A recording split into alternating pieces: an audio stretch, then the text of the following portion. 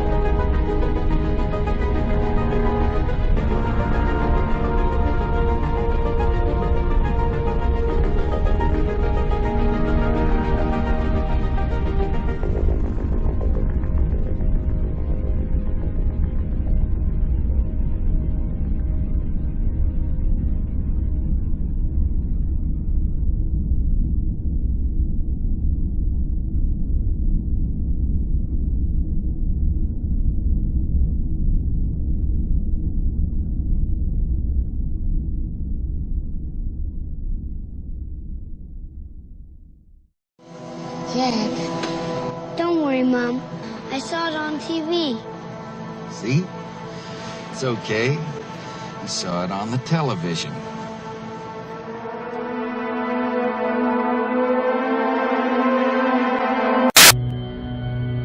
We are about to take a journey from the dawn of time to the distant future.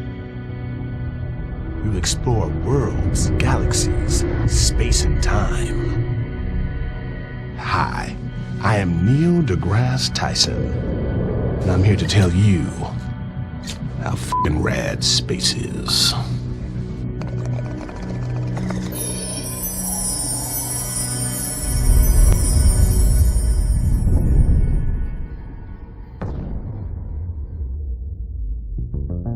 To make this journey, we will need to use our imagination, our mind's eye, and this J I just rolled. The distance to the edge of the observable universe is 13.8 billion light years.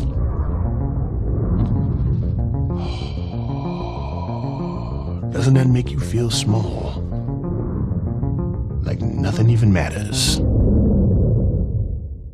Damn.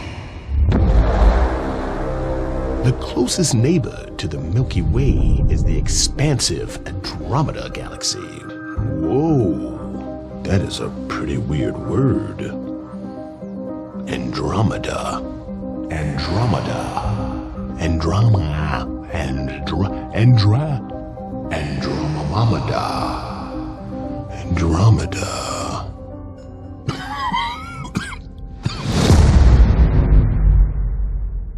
We all were created from stars. Everything is star stuff. This pizza, this cheese, and this pepperoni is stars. We're all... Oh, how is that made from stars? I think that's basil. A generation ago, Carl Sagan took us on a cosmic journey unlike any other. who would have thought someone so chill. But you wanna hang out with me? Just some dude. Oh, damn it. And now I'm here to take you on the same journey to unlock the secrets of the universe.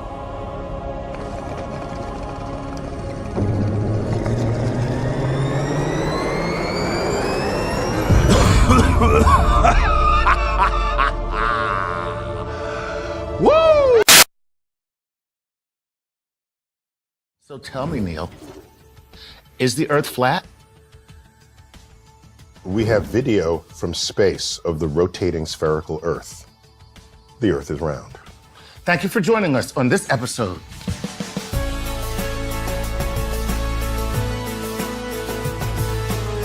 What's odd is there are people who think Earth is flat. Right. But recognize that the moon is round. Mercury, Venus, Mars, Jupiter, Saturn, Uranus, Neptune, and the sun are all spheres. But Earth is flat. That's not, something doesn't square. Something doesn't jive, right? Okay. Plus, in my latest book, ooh, did I just plug my book? Wait, your latest book is called Astrophysics for People in a Hurry. What? We just happen to have a copy right here. No, it just happens to be. I swear we didn't plant the book. I have an entire chapter titled On Being Round.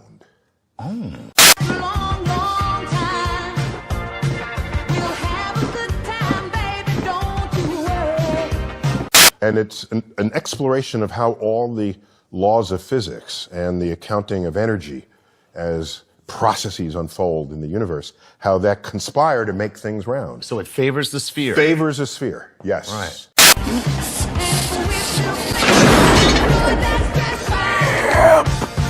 And if something's not a sphere, it's a little bit flattened, you can ask what flattened it, and you find out, oh, it's rotating real fast. Right. So then it gets a little flattened because of that.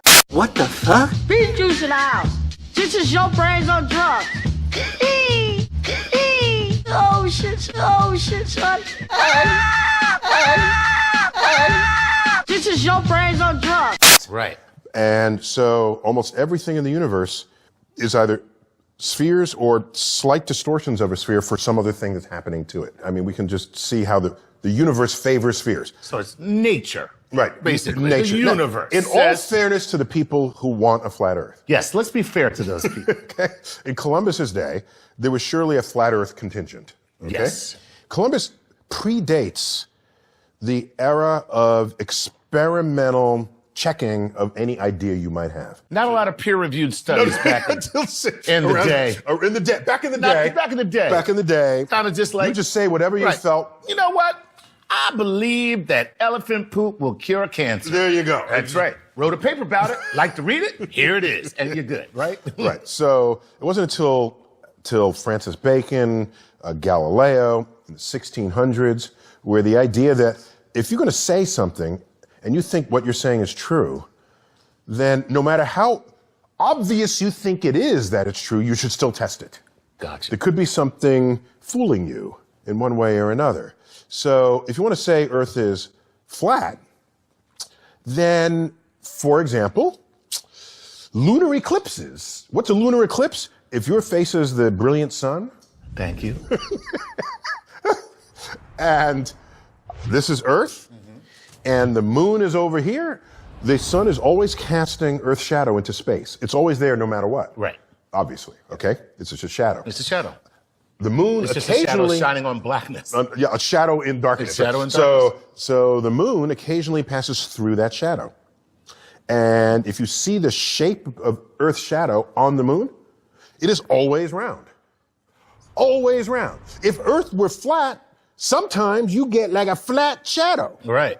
And we've never seen a flat shadow. Right. In fact, it is a segment of a arc of a circle, no matter the orientation of the moon and the sun.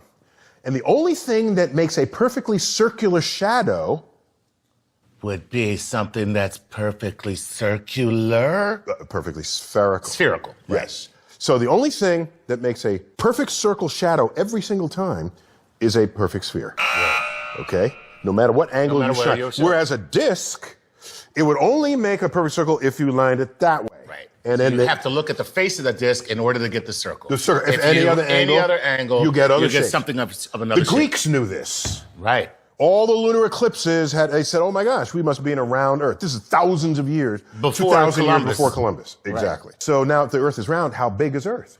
You might want to check for that. There was a famous experiment conducted by Eratosthenes.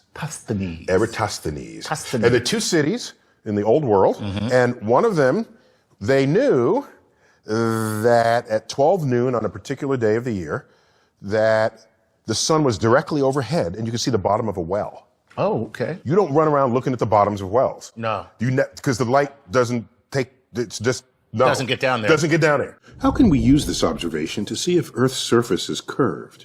We needed another well. Turns out we can't see the bottom of both wells at the same time. What might explain this? Well, there are two possible explanations. First, we could have a flat Earth with the sun that's small and close by, so that the light hits the second well at an angle. Or second, we could have a curved Earth with a sun that's big and far away, so that all the light comes in parallel, but only one well at a time is lit all the way to the bottom. Turns out with just two wells, there's enough wiggle room for both explanations to fit our observations. Eratosthenes only had two wells. But what if he had added a third? With a third well, it doesn't matter where the sun is. No flat Earth model can explain the angles of all three shadows. But the spherical model explains it all three angles, with ease. And to do this experiment, you got to measure the angles. Greeks had the angles. Yeah. Okay, in fact, geometry translates to Earth measure. Who is sucking whose titties over here? So one last thing, which should be obvious, Okay. if you pay attention and think about it. If you send a ship straight to the horizon, Right. eventually it begins to disappear until it's no longer visible beyond your horizon. Right. And you should ask yourself, what kind of surface would produce that result? The If it's the ocean has a ramp. It's like a parking lot. The ocean has a ramp. And it's an elevator. Yeah, it's an at the end. elevator. Then you get to a certain point, and they just like going down. Seafarers knew this. Right. And so, however flat they would have imagined the Earth to be, they couldn't have accepted it to be completely flat, because otherwise you would never not see the ship. Okay. Also, if I just tell you, Chuck, walk due east, okay? Right. And don't ever stop. Right. I just turn around my chair and face this way, and eventually you're going to come back. Right. And you'll probably be about 150 years old. Because I am no Forrest Gump. That is how long it would take me to run the Earth. For me, the fact that there's a rise of flat earthers is evidence of two things. Okay. One, we live in a country that protects free speech. That's actually kind of awesome. I smell shit! And two, we live in a country with a failed educational system. Ooh, that one hurt. Our system needs to train you not only what to know, but how to think about information and knowledge and evidence. If we don't have that kind of training, you'd run around believe anything. Anything. Anything. And if you're interested in learning more about the Earth, the sun, and how the fact that we're hurling through space at, what is it, 17,000 miles per hour? Is that what we're going? Did you just pull that number out of your... I did. You know where I pulled it from. So you should consider all of this and consider checking out Brilliant, whether you are an adamant defender of the Earth's curves, or a professional scientist or a lifelong learner.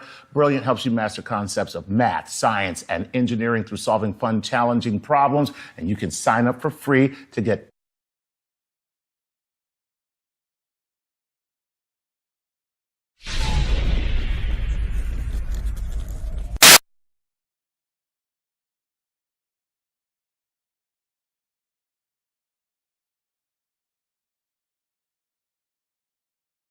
You don't see stars in the daytime on Earth, not because they're not there, but because the atmosphere is aglow with scattered light from the sun. If you take away the atmosphere, the sun will still be there, but the sky goes dark. That's what the folks get when they go to the edge of the atmosphere, and they're calling that the edge of space. But when you get to the edge of the atmosphere is no longer between you and the rest of the universe, and the stars reveal themselves just as they would at night.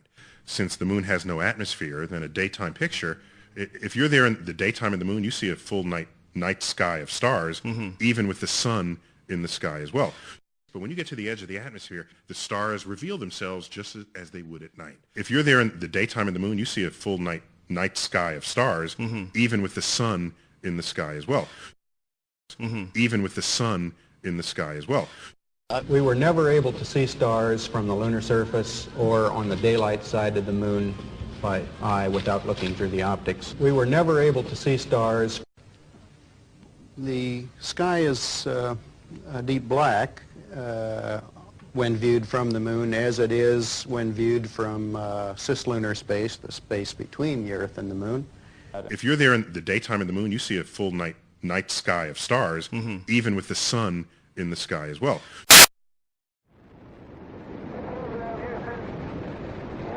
What are the stars like in space? Like, are they just brighter than on Earth, or how would you describe it? They're brighter, but they're different. A lot of things different about it. One, you don't have the atmospheric distortion, so they don't twinkle, right? So you see lots of points, and you see lots of points, and that literally millions of them. There's, the thing about Carl Sagan, billions of stars. There really are billions and billions of stars, and you can see them. In fact, they're so numerous, it's very difficult to pick out the constellations you and I see here on the ground. And I live in Colorado, and you get up on a clear night in Colorado up in the mountains where there's no light, and you can see all these stars. Well, multiply that by 1,000. That's what it's like in space. And then when you're outside doing a spacewalk, and you have that one or two opportunities where you can let your eyes adjust, you can start to notice that some of the stars have colors we don't see here on the ground. So you see these pastel colors, light yellows, light pinks, light oranges, even light red ones, and light blue. There's all kinds of colors that you can see in these stars that you can't see here because it's... Oh, you can smell the shit from 5 miles away. The sky, of course, was black, but it had sort of a velvet sheen to it.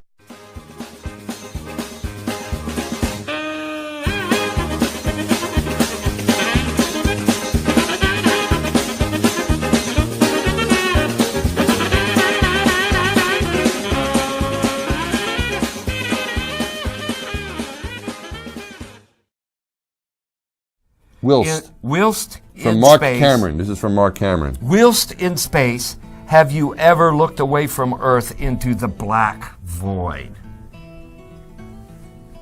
Yeah. All because the you time. can see. You can see the stars. Oh yeah. And pretty much all the time you can see the stars. Yeah. It's not a black void. I mean, it's black, but there's all kinds of little polka dots. There's all the stars there, and the cool thing is about it, you can see it during the day. Yeah, you can, and there's more than stars. You can see planets. You can see moons. You see the gas. Magellan clouds of the Milky you Way see galaxy. the Magellanic clouds. Magellanic. See, I just wanted the Magellan there's a large clouds. one and a small one, right? Yeah. And then you can see the zodiacal lights. Whoa. Those are amazing. Right before the lights sunrise. of the zodiac. The lights of the zodiac. The zodiacal lights. Okay, you can see those. Which are and what? Then you Explain can see those the to upper. us. Oh well. I mean, I know what they are, but explain it to the audience. It's this vertical column of fuzzy glow that comes up. And you're holding on with one hand, looking at the world turn beside you. It's like roaring silently with color and texture as it pours by just mesmerizingly next to you. And if you can tear your eyes away from that and you look under your arm down at the rest of everything, it's an unfathomable blackness, with a texture you feel like you could stick your hand into. And you are holding on with one hand, one link to the other 7 billion people. And I had just a few things I wanted to share from this very unique vantage point. In the view outside from our cupola module, which has windows on all sides and allows us to see marvelous places, coming and going, and also just gives us that perspective of looking down on the Earth and realizing that we are in an orbiting spaceship, and that when I look out at the stars and I see so many stars and planets and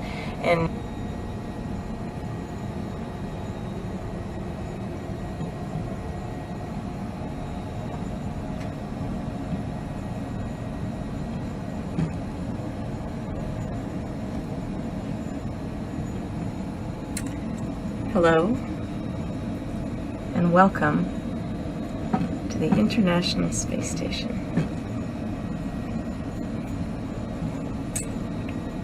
I'm Katie Coleman, NASA astronaut, MIT graduate from 1983,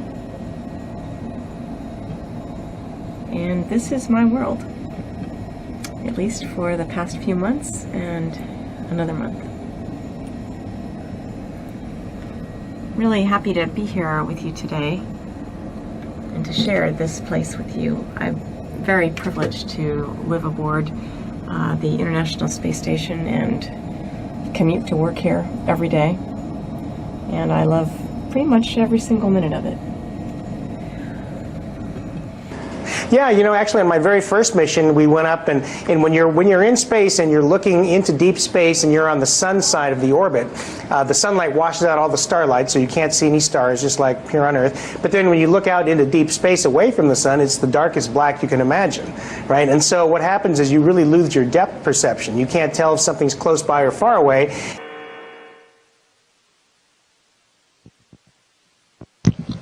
Well, when we look out the window, Emerson, the thing that we see and notice the most is planet Earth. Some of our best windows face the Earth, and it's very blue and very beautiful. So it's what we look at the most from the window. But we can also see stars if we're on the dark side of Earth, and planets. The sky is deep black when viewed from the moon, as it is when viewed from cislunar space, the space between the Earth and the moon. The Earth is the only visible object other than the sun that can be seen. Since the moon has no atmosphere, then a daytime picture, if you're there in the daytime of the moon, you see a full night sky of stars, even with the sun in the sky as well. We were never able to see stars from the lunar surface or on the daylight side of the moon by eye without looking through the optics. The thing about Carl Sagan, billions of billions of stars, there really are billions and billions of stars, and you can see them. In fact, they're so numerous, it's very difficult to pick out the constellations you and I see here on the ground. And I live in Colorado, and you get up on a clear night in Colorado up in the mountains where there's no light, and you can see all these stars. Well, multiply that by 1,000. That's what it's like in space. And then when you're outside doing a spacewalk, and you have that one or two opportunities where you can let your eyes adjust, you can start to notice that some of the stars have colors we don't see here on the ground. The biggest visual surprise was just how black the sky was. You have a brilliant sun, brighter than any sun you normally would see, even here in New Mexico. You have these extraordinarily high mountains. We were in a valley deeper than the Grand Canyon. But then you have this black sky, a sky blacker than black, as the old Vidicon expression used to be. Just the inherent beauty of it, the velvet, bottomless bucket of the universe. In like just hanging there in a vast sea of darkness, and the most frightening darkness that you could ever imagine. Allegedly, this space fantasy goes around our Earth at a speed of 17,200 miles per hour, resulting in 15.5 orbits per day, or an orbital period of 92 minutes. So we should see a sunrise every 92 minutes. But if we take a look at this original NASA spacewalk footage, recorded live by NASA TV, we see nothing but 7 hours of black void. There's 7 hours of utter darkness, and some clowns dressed up as astronauts fumbling around in the dark, pretending to work on their freaking space station. I know nobody watches this because it's so boring, but please have a look at the original video and realize that this is just a fantasy, a poor made up space fakery by a bunch of satanic clowns. And this is just CGI. Go to Hollywood, watch any Star Trek or whatever movie, and they have the same effects. But these are by some space agencies like ESA, and you believe it because it's your government supporting this, and they are only acting in your best interest. Right. I've often tried to explain the difference between darkness, when you turn out the lights and it's dark in here, or blackness. Blackness is the endlessness of it all. It's hard to comprehend. It's just flat gorgeous to see. So true. It is just flat gorgeous to see. But most people cannot see. They are mind-controlled. They are under some sort of spell. And they are just blind to the reality they live in.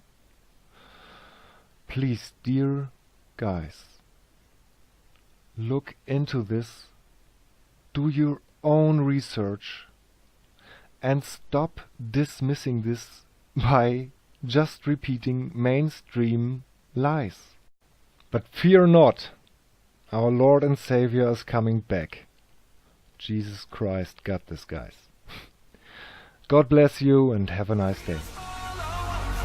To the spotlight fades, I will lift your banner high. Lord, I'll lift your banner high. And to the walls crash in for the rest of my days.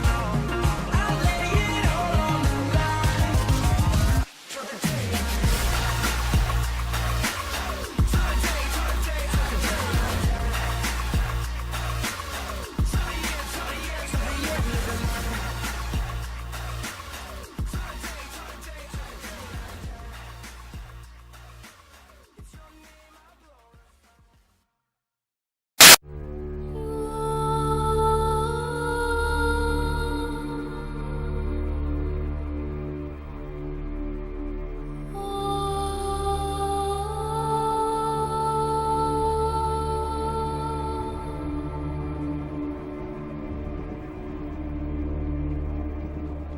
When you looked up at the sky, could you actually see the stars and the solar corona in spite of the glare?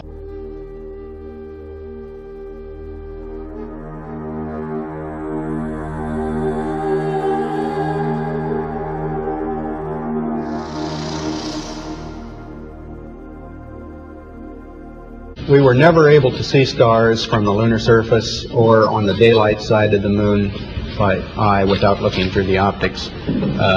I don't recall during the period of time that we were photographing the solar corona what stars we could see. I don't remember seeing any.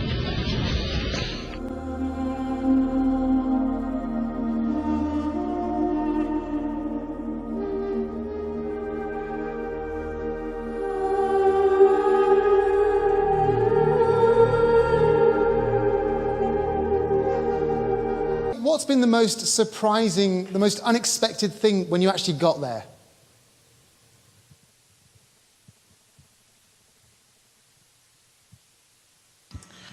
That's a great question. The most unexpected thing, I think, was the blackness of space, because we always talk about seeing the view of planet Earth and how beautiful it is, and so you come to expect that. But what people don't mention that much is just when you look the opposite direction and you see how dark space is. I mean, it's the blackest black, and you realize just how small the Earth is in that blackness, and that was a real surprise to me.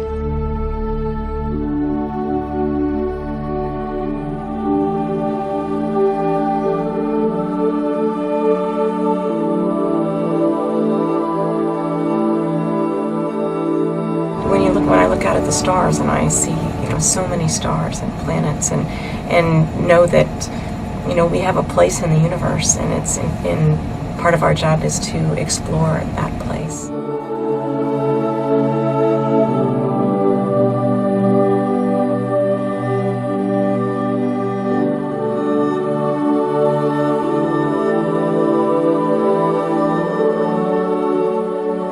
Whilst in space, have you ever looked away from Earth into the black void?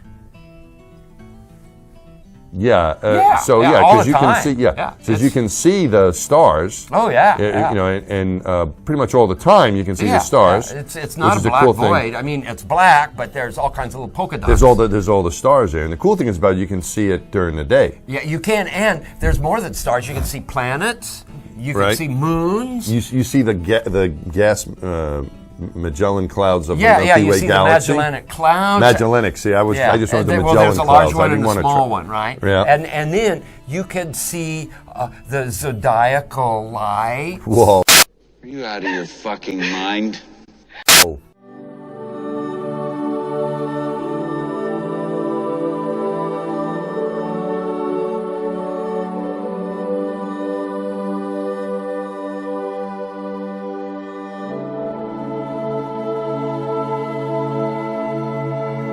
But could you tell us something about what the sky actually looks like from the moon, the sun, the earth, the stars, if any, and so on?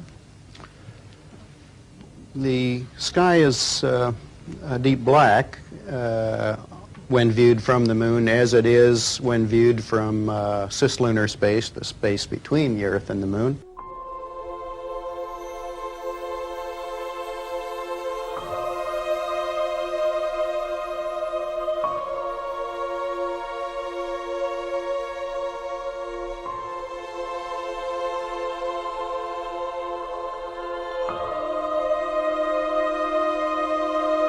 The sky is almost white with the light of the universe, with the uncountable number of stars.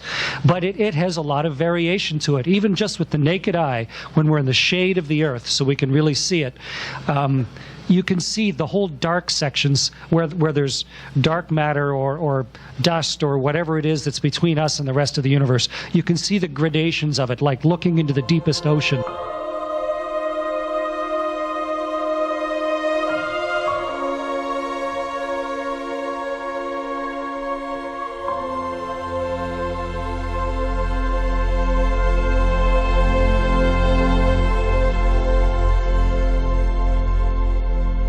What are the stars like in space? Like, are they just brighter than on Earth, or how would you describe it?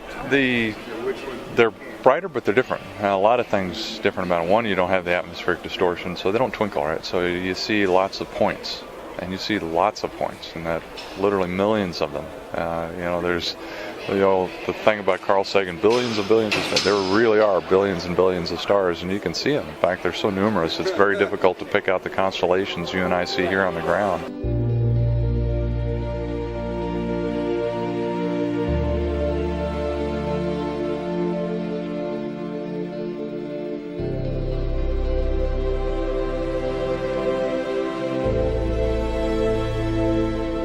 With the world right there, and then when you look the other way, it's the whole universe, and the blackness is a palpable blackness. It's not just dark; it's forever. And the guy named Paul Fjeld designed our mission patch, and he's had a really nice design. And he said, "What color do you want for the background?" And we said black, but really black. And he said, "What do you mean really black?" I said, "Well, I don't know, black as you can make it." So he hit the black as you can make one, and we went, "Well, that's black, but it's not the same as the endlessness of the universe."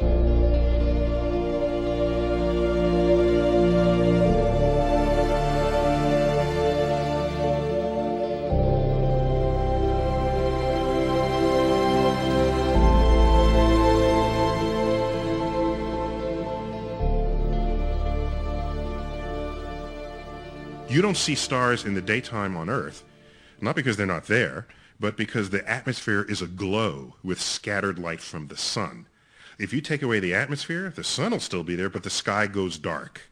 That's what the folks get when they go to the edge of the atmosphere, and they're calling that the edge of space. But when you get to the edge of the atmosphere is no longer between you and the rest of the universe, and the stars reveal themselves just as they would at night. Since the moon has no atmosphere, then a daytime picture, if you're there in the daytime of the moon, you see a full night sky of stars, even with the sun in the sky as well.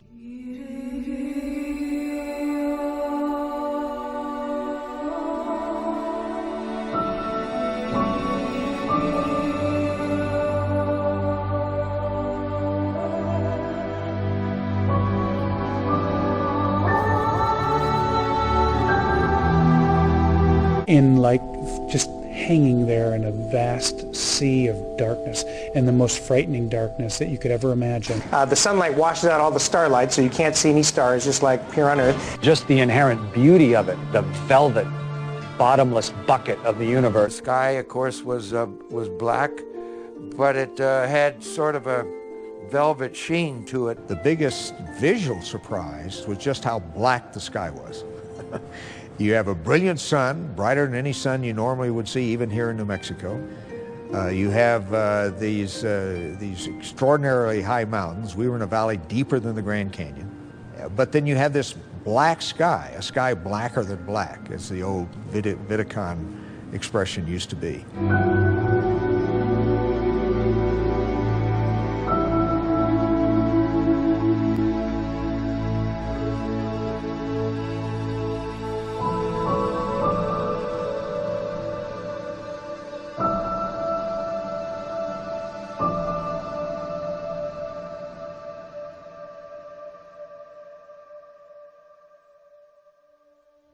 I've often tried to explain the difference between darkness, when you turn out the lights and it's dark in here, or blackness.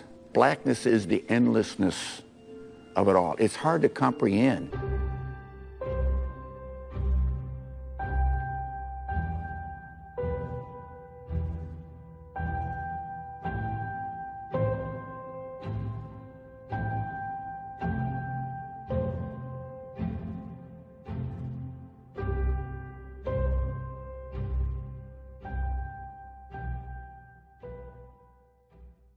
No stars. Okay, so that was the first tip off, and so then.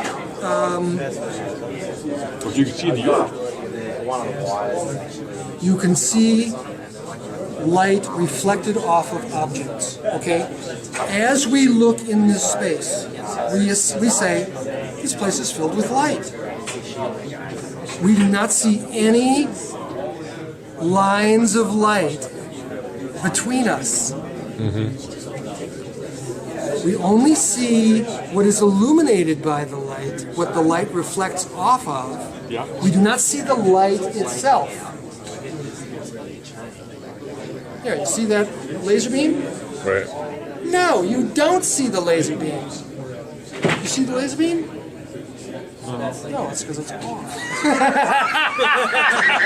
Boy, Right every time. That worked every time, man. Okay, you can see where the. Okay, between you and me. No, it's not there. You cannot see light. Okay, it's really important to understand this. Sometimes you can see it. Oh, that's right. You see the dust. You see the dust particles, right? You see only what light reflects off of. So when you actually look at a source in outer space, it is not transmitted. Light is not transmitted in the visible spectrum in outer space. Period. So then how is the Hubble telescope taking It will blind you, but you can't see it. They do need those damn gold reflectors. But you can look straight at the sun, not see anything, and you're blind. It is not visible. So the word telescope has to have some kind of lens where light It needs a diffraction lens. Okay, what really sealed the deal for Tom Brown in his research is he found one of those coffee table 18 by 24 coffee table things that cost $500. It had 400 pages in it, 5,000 photographs of the sun. It was shown in every spectrum, gamma rays and infrared, X-rays, you name it. There were in that book, put out by NASA as like the definitive study of the sun. There was not one single photograph in the book of the sun in the visible spectrum. None. It was taken from outer space. Taken from outer space. Right. What you see is the refraction of the sun in the upper atmosphere. That's all you see.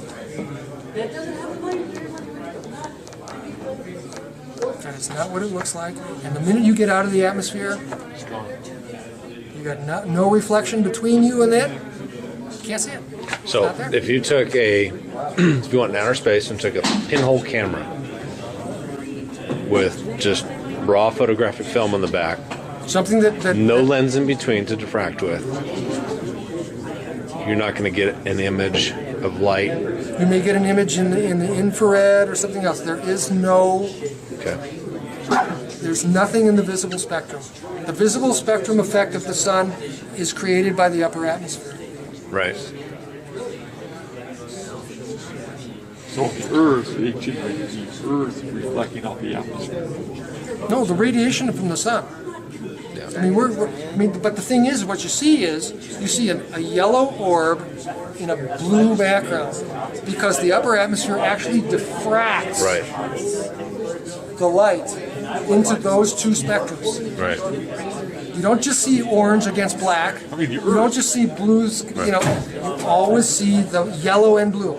So if I understand it correctly, if I took the pinhole camera and pointed it at the sun, I will get no image.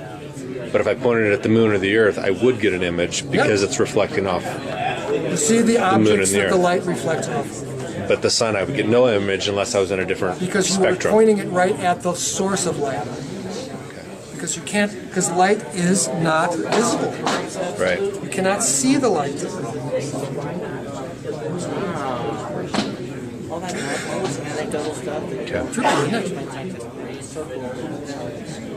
We have been lied to in such a wholesale manner about almost the nature of everything.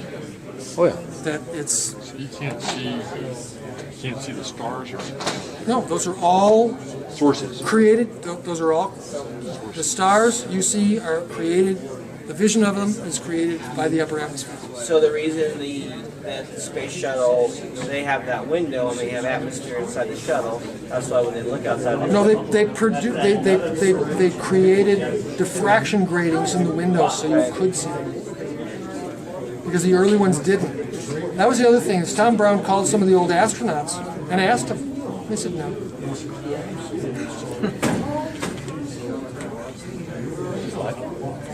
Yeah. No, I mean, you know, I don't care. I don't care if anybody believes me. I'm just a crackpot. That was a given. We were just. You're just amused.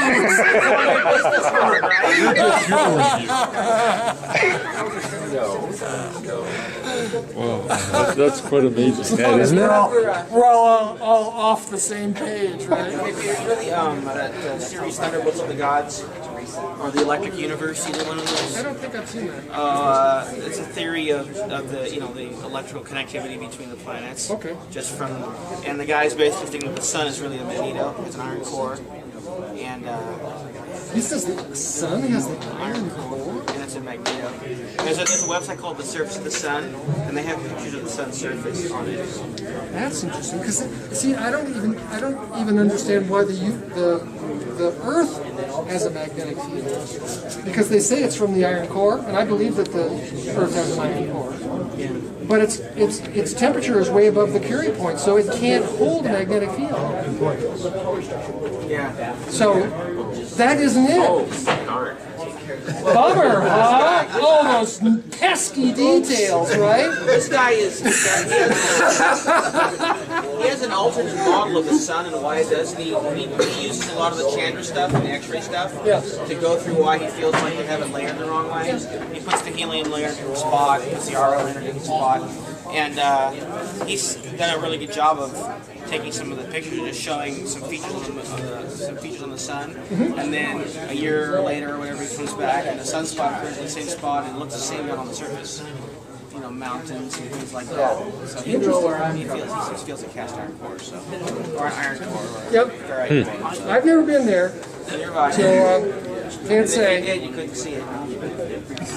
Billions, billion, trillions, trillion, million, 400 billion suns. Billion, trillion, million, trillions of orbiting snowballs. Billion, trillions, million, billions, billion, millions,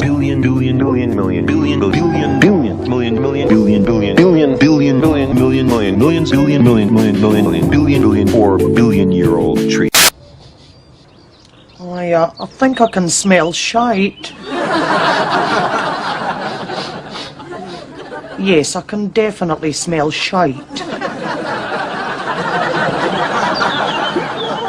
Tens of billions. I have trillions. Billions, billion, trillions, billion, billion, billion, billion, billions, billion, million, billion, billion, trillion, millions, million, million, millions, billion, billion, billion, billion, billions, million, billions, billion, billion, millions, million, million, millions, billion, billion years, 100 million. It took nature hundreds of millions of years to evolve a bacterium and billions of years to make a grasshopper.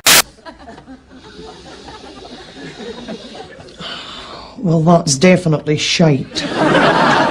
Billion, trillion, billion, million, million, billion, million, million, billion kilometers from the sun. Saturn, 1.5 billion, Uranus, 3 billion, and Neptune, 4.5 billion kilometers. Billions, billion, million, billion, billions, billion other galaxies, each of which contains something like 100 billion, million, million, million, million, billion, millions, million, million, billion, million, tens of billions of years in the far future. Billion, million, billions, million, millions, billion, million, million, million, billion, million of them, million, billion, millions, or billions, billions, millions, million, billions of G's, billions, million, billion, million, millions, billions, billion, or million, billions, million, tens of millions of degrees. Billion, million, billion, million, million, billion, billion, billions, million, billion, billion, million, billions, millions, millions, billion, billion, million, billions, million, billion, billion, million, billion, billion, billion, billion, billions, billions, quadrillion, millions, million, billions, billion, billions, million, million, millions, million, billions, billions, billions, billion, million, million, billion, trillion, billion, billion, millions, millions, millions, millions, billion, trillion, million, trillion, million, million, millions, million, million, trillion, billion, billion, billion, billion, million, billions, billions, billion, billion, billion, trillion, billion, billion, billions, billion, billion, billion, billion, billion, billion, million, billion, million, billions, million, billion, million, million, billions, million, million, billions, billion, billions, billion, billion, billion, trillions, billion, million, billion, million, million, trillion, billion, million, billion, billion, billion, billion, billion, billion, billion.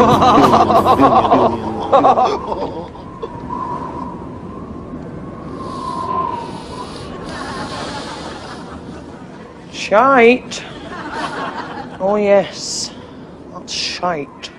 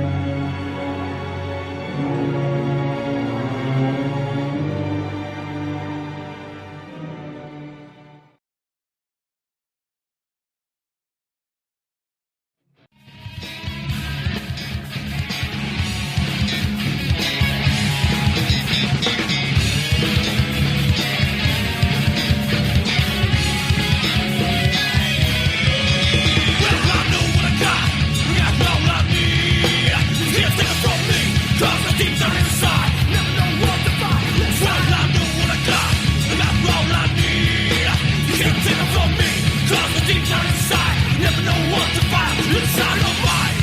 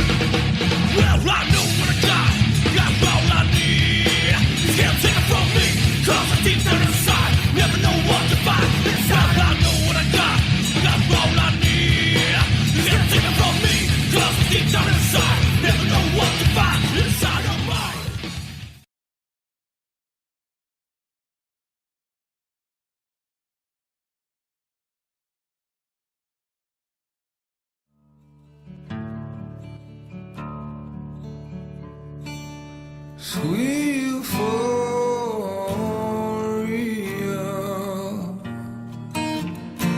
man, is the heart you own.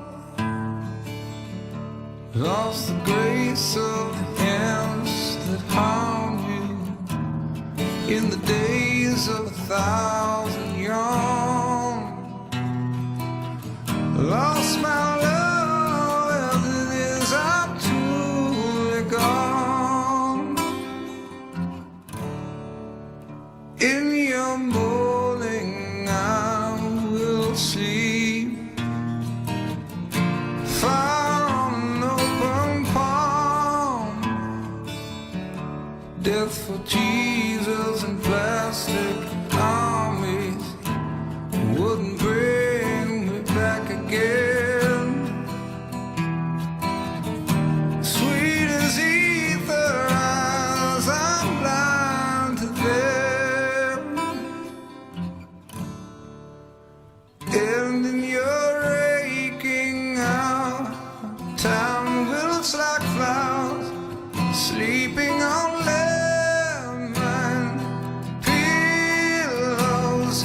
Tired angels save my love for the lasting one. Sweet euphoria,